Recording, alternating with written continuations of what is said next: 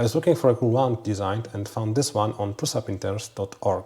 I used Blender to scale the wand so it has a total length of 34.5 centimeters, and also I've added a hole inside so I can fit a piece of filament to make the glue up easier.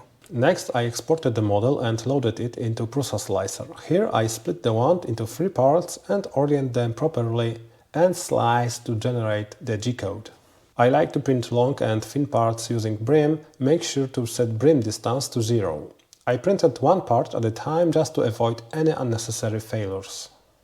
Be sure to prepare a level and clean your heat bed before printing. For gluing I will use regular CA glue and maybe, if I will need to, a kicker.